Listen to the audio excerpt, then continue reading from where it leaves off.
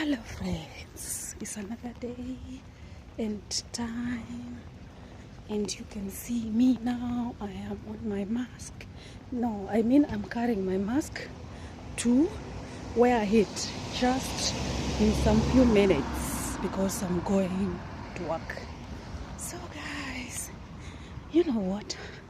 I want to tell you something about this very field here. This place is my nightmare, this one, because one time I was walking here early in the morning here at this place. You can see here is a path passing here, so I was just walking here to catch a tram to work, and I met an elderly man here at this place,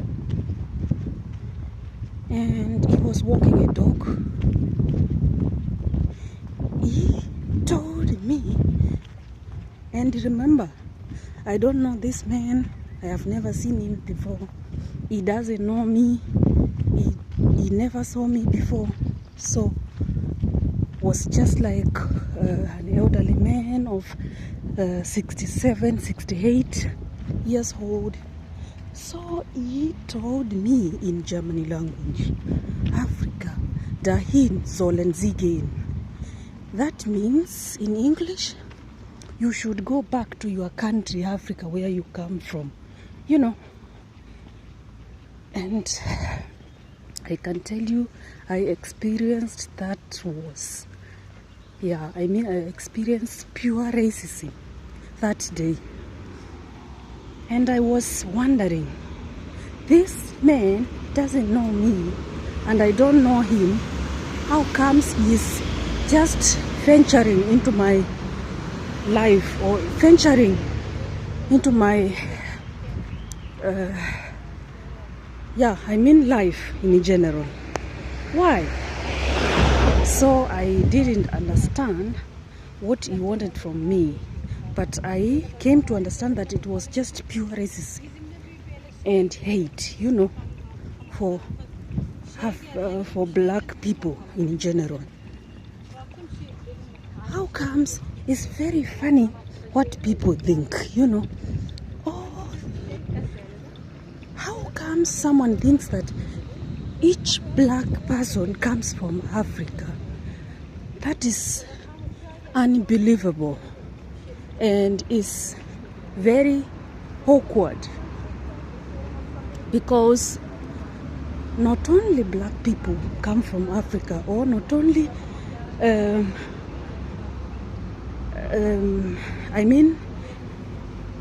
every black person, it doesn't mean that they all come from Africa, you know. But because of this hate and this racism, you know, someone thinks always, yeah, she is black, he is black, he comes from Africa, she comes from Africa, she is here or he is here to just take our jobs away, take our money, you know, something like that. Achieve something from us because his or her country is poor, or something like that, you know. So that is something which is never acceptable, and it is very, very funny if someone can come of such thought, you know, to think that all blacks comes from Africa. Yeah, and that was not all. My daughter also, I came with my daughter here in Europe when she was only 5, and she experienced also this racism, you know. And in school she was coming sometimes from school and asking me, Mama, why am I black, you know, something like that. And like a mother, you know, as a mother, you are very hard when you hear your child asking something of such kind, you know. And sometimes she came to me and told me, Mama, today there was a boy in my class who started calling me names, yeah, and it was very hurting. So I just entered a tram, and I will continue with the story later when I go out, because now is we will continue with our story, and I hope you will understand what we have gone through. But now I have to take a break a little bit, because I'm not alone. So I will continue when I just alight from the tram. So guys, that's the tram which I was in. I alighted here, and I am going to cross the road here, even though there is no traffic lights.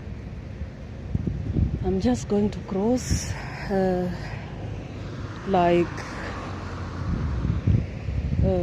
manually.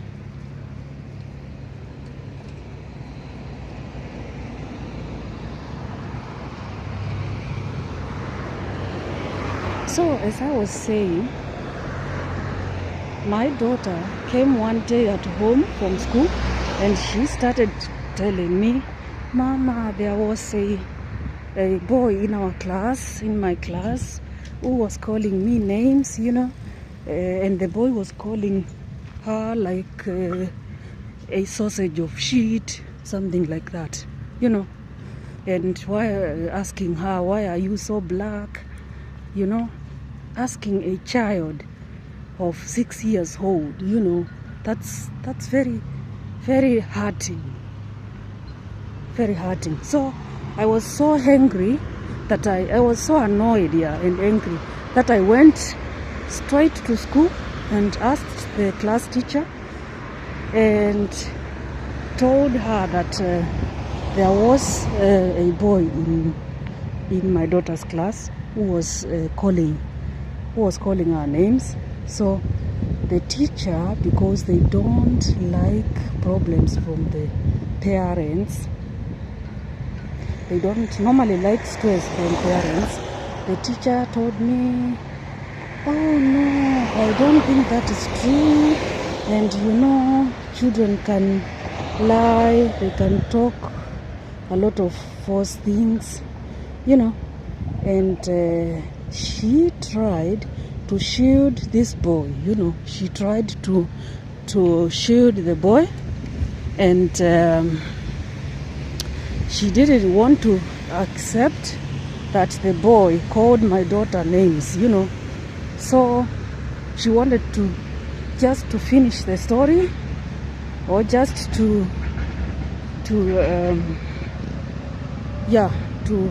cut short the story. And she told me, okay, let's wait next time, let's wait, then we will see whether the boy will say something else to your daughter, and then we can take further measures. But now we don't have any exhibit that this boy said that, these were only two little children trying to annoy each other, and we have no clue, and we have no exhibit that this boy said. So that was that. So I did not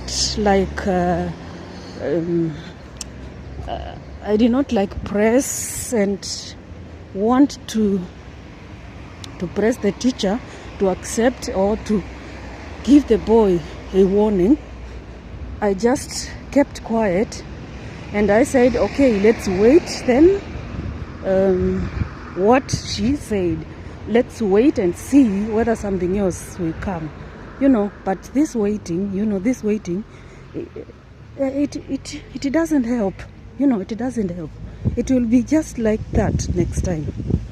So that was that. And so when my daughter was small, when she came to Germany, she was confident, and she was a bright little girl, but after these humiliations of racism and whatever from the children and things like that, she lost confidence in herself, and she became scared of everything. And even today, she is not confident, with herself and with what she does. She thinks that she is always wrong, or is not worthy it, or something like that, or she is not worthy that, or she can't make it, something like that. It's very hurting, and it's traumatizing to a kid, And so I think this issue of racism affected my daughter. For me, it's no problem, not that big problem. I am a grown-up, and I can understand. And sometimes I just ignore those remarks or those words when I'm called, the words I'm called, or the names I'm called on the way. I remember one time I was walking to a supermarket, and I met 3 boys. 2 of them were white, like they had a white skin, light skin, like that, and another was there between, like a half caste. So this half caste one got some pressures from these light skinned ones, that call her nigger, and this half caste boy, this mixed boy, started calling me nigger. Just imagine a child calling you a grown-up nigger, But when you look at him, he's also, what can I say? He is also a nigger, because he is half caste. He is a mixed kid, So I knew that he got pressures from these light-skinned boys, so that they can, and he didn't want to lose the friendship, or to lose the friendship, their friendship. He wanted to be in the clique. You understand what I mean? He wanted to be cool, and remain friends with these other ones. So I just understood that he is also under pressure. And I don't know, maybe he was pressured to call me that name so that he can remain friends with them. I don't know. So I just returned to him and faced him and asked him, what did you call me? And he said again nigger, but he was scared, so I can say he was not confident so to call me that when I returned to him back. So I asked him, okay, good, well and good, you called me that name, and you, what are you now? What can we call you? So because I did not want I did not want to argue with a child. Yes, a child, and I am a grown-up. I am just like his mom. So because he was like 80 years old or something like that. So I just understood what was going on, because he was trying to be cool, He was trying to be cool and to show the other friends that he can remain friends with them, and because he obeyed what they said, or what they ordered him to say, So I just told him, you know what? I know your mother, your aunties, and your grandma. So don't think that you are so like you are a stranger to me. I know all of the family, all the members of the family, and it's true, I know them. So I told him, I will tell your mother, or maybe I tell your grandma. You see? And then he kept quiet, and I just proceeded with my issues, and I went to the supermarket, and I was asking myself, what is the problem with these people? What is the problem? I did not tell his mother or grandma, but these days I see him, he's like a teenager now, like 15 or 16, like that. I see him regularly, and he's scared to face me. He's scared to look at me, because he remembers what he did to me, or what he called me, So I think everywhere, not even in America or where, everywhere in the world there is racism. There is racism, and each black person has experienced one way or the other this racism, but some of them, we don't talk about it. We just ignore the people, we just ignore the names, and we go on with our lives. And when you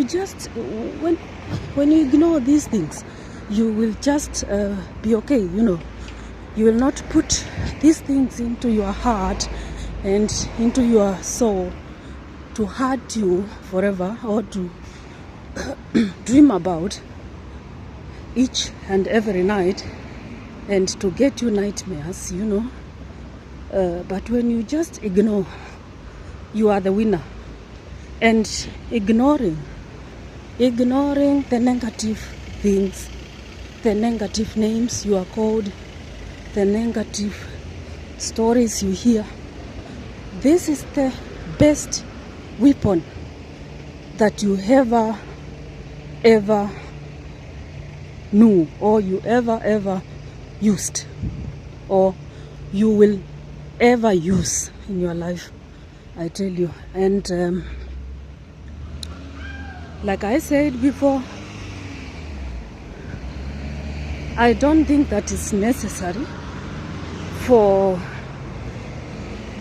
someone to be annoyed, or to be angry about the issue when you are called names, nigger or black or whatever, or hippopotamus or elephant or whatever. It's just ignore. You just ignore, and at the end of the day, you are the winner. Yeah, and you have conquered. You have won the war. You know what I mean? So, my friends, my good people, just remember, ignoring the names you are called, or the negative things you experience each and every day, is the best weapon you have, the best free weapon you have. You will never buy this one, you will never pay for it. This is free, and it's the best. as you know that the best things are free.